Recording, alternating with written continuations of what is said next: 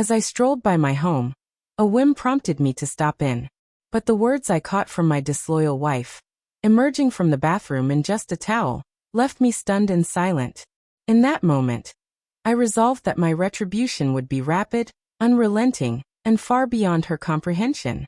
She was oblivious to the storm brewing. The day had begun ordinarily. I left my office earlier than usual, my thoughts tangled with a critical business deal I was navigating. Driving past our townhouse en route to the gym, an odd impulse made me pause. Perhaps it was intuition, perhaps destiny.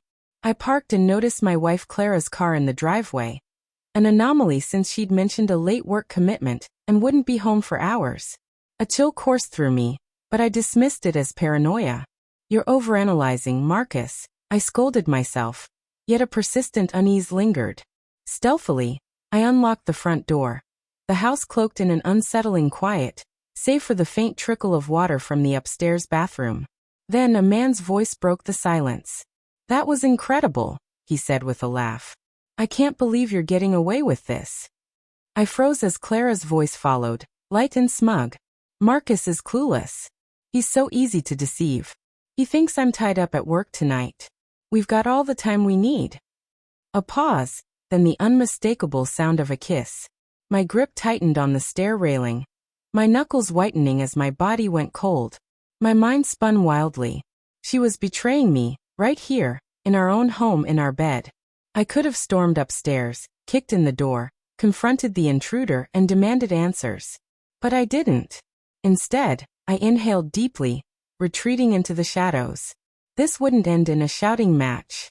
It would end in vengeance, swift, brutal, and meticulously planned. I slipped out, returned to my car, and sat there, not with rage or sorrow, but with cold calculation. My marriage was dead. I accepted it. But I wouldn't slink away like a defeated, cuckolded husband. Clara had misjudged me gravely, and she'd soon learn that was her gravest error. I dialed my friend Nico, a genius in cybersecurity. "Nico," I said, my voice eerily steady. "I need a favor." A beat of silence. "Marcus, what's wrong?" he asked cautiously. "Clara's cheating," I said flatly. "I need evidence. All of it." A pause then. "I'm on it." Within 2 days, Nico delivered. He unearthed every text, call log, and hotel reservation Clara had made with her lover. He even accessed our home security footage, capturing them together, irrefutable proof. A simple divorce was too lenient. I wouldn't just walk away. I'd ensure she lost everything. Her reputation, her security, her pride. First, I played the part of the devoted husband. For days, I greeted her with morning kisses, inquired about her day, and even brought her coffee in bed, all while secretly weaving her ruin. She suspected nothing, each tender moment a step in my trap. I orchestrated a grand deception. A romantic weekend at a luxurious countryside estate. A place we'd long dreamed of visiting. "Marcus, this is amazing," Clara exclaimed, her eyes sparkling as she played the loyal wife. I smiled softly. "Anything for you, darling." She packed eagerly, unaware I was finalizing her destruction. She didn't know that when she returned home, it would no longer be hers. She was oblivious to the fact that soon, she'd be penniless, disgraced, and utterly broken. The true revenge was yet to unfold.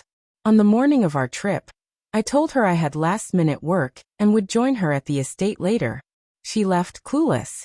Once she was gone, I sprang into action. I called my attorney to finalize divorce papers, froze our joint accounts, and sent every damning piece of evidence, texts, rendezvous details, footage, to her family, friends, and employer. Her carefully curated persona shattered instantly. Yet the pinnacle of my plan awaited her. At the estate, Clara found an elegantly set table, a chilled bottle of champagne, and a sleek folder. Expecting a sweet note or itinerary, she opened it to find printed texts, surveillance images, and divorce papers. A handwritten note rested atop. I stopped by and overheard enough to change everything. "You never saw this coming. My parting gift."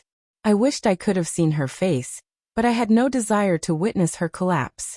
I didn't go to the estate. I didn't call. I turned off my phone, leaving her to confront the wreckage of her betrayal alone. The messages, photos, receipts, all laid bare like a dissection of our marriage. And still, she didn't grasp the full scope. While she sat, reeling, I executed the final phase.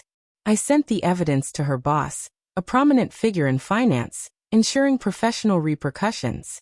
I shared it with her parents, who'd always seen her as flawless. I even sent it to her closest friends who'd always said, "You're so lucky to have Clara." The calls flooded in. I ignored them. Her world was unraveling, and I was just beginning. That night, I turned my phone back on. Clara's messages flooded in. "Marcus, we need to talk. My cards aren't working. Did you do this? Why is my mom crying? What have you done?" I smirked and sent one reply. "You'll see soon enough." Then I blocked her. When Clara returned home, hoping to salvage things, she was met with her suitcases on the lawn, a moving truck nearby, and her parents standing there, faces heavy with disappointment. "What's happening?" she demanded, panicked. Her mother's eyes brimmed with tears. "We saw everything, Clara." Her father's voice dripped with contempt. "No daughter of ours. You had a perfect husband, a perfect life, and you threw it away for what? A meaningless fling." Clara turned to me, eyes blazing through tears. "You did this." I leaned against my car, arms crossed. "No, Clara, you did. I just ensured you faced the consequences." She glanced at the house, desperate. "You can't kick me out. This is my home." I smirked slowly. "Not anymore. I transferred it to my name weeks ago. You weren't paying attention, just like you didn't notice when I drained our accounts." Her hands flew to her mouth, stunned. "You can't do this." I shrugged. "Already done." It didn't end there. Her job vanished. Her boss didn't appreciate the scandal. Her friends, who were really mine, disappeared. Her lover, seeing her lose her wealth and status, ghosted her. 3 days later, she texted, "Marcus, I'm homeless. I messed up. I miss you. We can fix this." I didn't respond. She'd been so sure I'd always be there, forgiving, waiting. Now she had nothing, and I was free. 2 weeks later, in my new office after a promotion, in a new city with a fresh start, I felt liberated. Scrolling through social media, I saw a photo of Clara in a dingy cafe, looking weary, defeated, broken.